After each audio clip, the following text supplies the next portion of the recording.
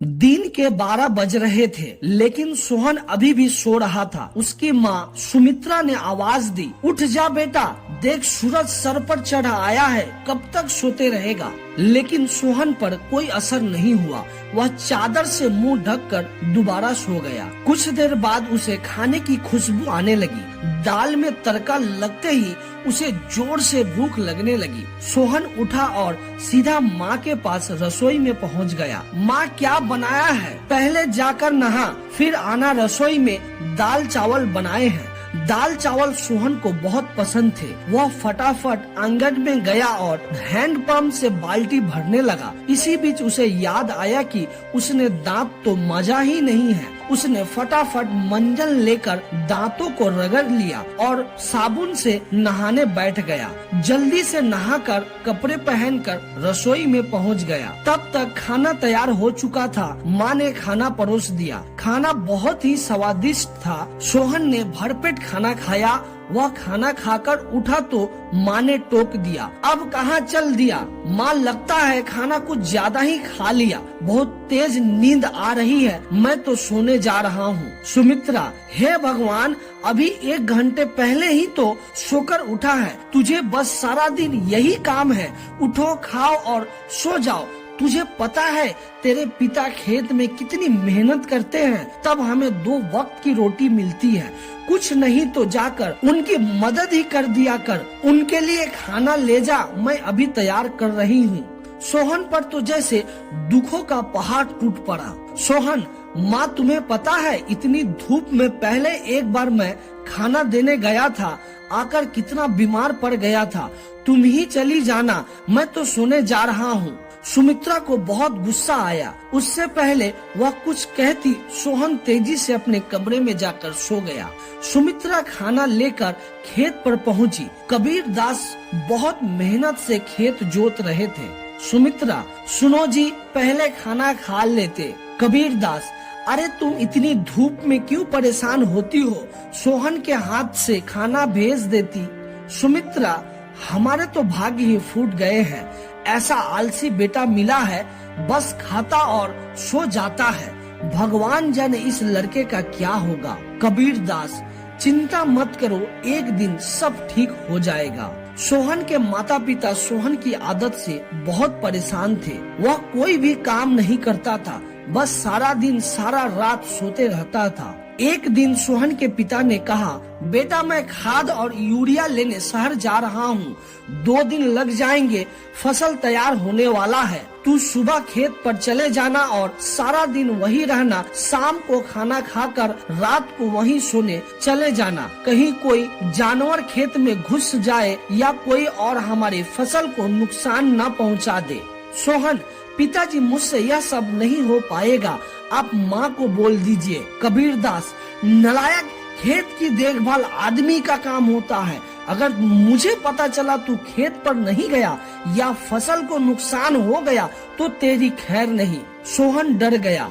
वह पिता के जाने के बाद माँ से बोला, माँ, सुबह जगा देना, नहीं तो पता नहीं पिताजी क्या करेंगे। सुमित्रा सोहन को सुबह 4 बजे जगा देती है। सोहन हाथ में फावड़ा लेकर खेत में पहुँच जाता है। वहाँ जाकर देखता है चारों ओर ठंडी हवा चल रही थी। वह एक पेड़ के नीचे बैठ जाता है। तभी उसे हल्की हल्की रोशनी नजर आती है।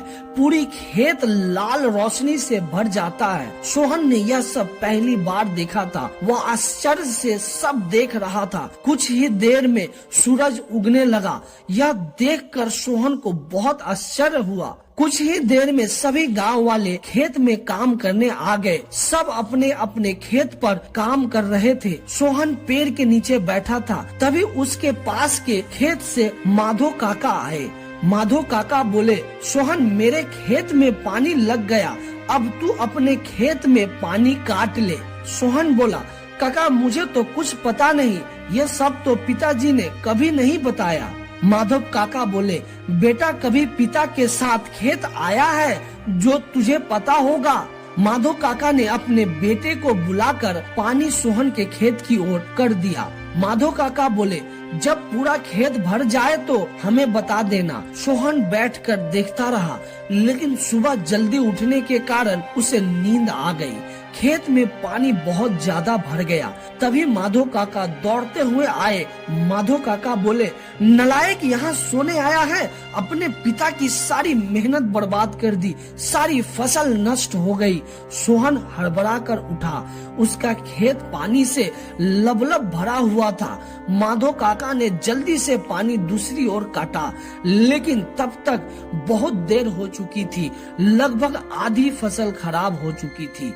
सोहन बोला, काका अब कुछ नहीं हो सकता क्या? माधो काका बोले, नहीं बेटा, तैयार फसल का ध्यान बच्चों की तरह रखना पड़ता है। समय से पानी देना, खाद देना, जानवरों से बचाना, इसीलिए हम दिन रात खेत पर रहते हैं। अब तो भगवान ही मालिक है। सोहन पेड़ के नीचे बैठकर रोता रहा। दोपहर को सुमित्रा खाना लेकर आई। उसे सब पता लगा तो उसने भी सोहन को बहुत डांटा। शाम को सोहन घर नहीं आया, नहीं उसने खाना खाया। उसकी भूख, प्यास, नींद सब उड़ चुकी थी। अगले दिन जब कबीर दास घर वापस आए तो उन्होंने सोहन के बारे में पूछा तो सुमित्रा ने सारी बात बता दी। कबीर दास सब छोड़कर दौड़ते हुए खेत पर पहुँचे। उन्होंने देखा सोहन पेड़ के नीचे बैठा रो रहा था। आधी फसल खराब हो चुकी थी। सोहन ने बोला, पिताजी मुझे माफ कर दीजिए, मेरे आलस ने इतना बड़ा नुकसान कर दिया। आप चाहे तो मुझे पीट लीजिए। कबीर दास ने कहा, नहीं, तुझे मारने से फसल ठीक नहीं होगी। वादा कर आज के बाद कभी आलस नहीं करेगा। चल अब घर चल, वहीं बात करेंगे। दोनों घर आ जाते हैं। सोहन की आंखों से अब भी आंसू बह रहे थे। सुमित्रा ने उसे खाना दिया, लेकिन उसने नहीं खाया और वह अपने कमरे में जाकर रोने लगा। सुमित्रा जी, अब क्या होगा? आधी फसल तो बर्बाद हो गई। कबीर दास, सुमित्रा, कोई घाटे का सौदा नहीं है। आधी फसल देकर अगर बेटा सुधर गया तो यही काफी है। कबीर दास ने सोहन को बुलाया। कबीर दास ने बोला, बेटा, अब तो नुकसान होना था हो गया। अब हमें कल से आधे खेत की फसल उखाड़ कर दोबारा बोनी होगी। सोहन ने बोला, पिताजी, आप बाकी आधे खेत में खाद यूरिया लगाकर उसे काटने का इंतजाम कीजिए। मैं इस पर अकेले काम करना चाहता हूँ।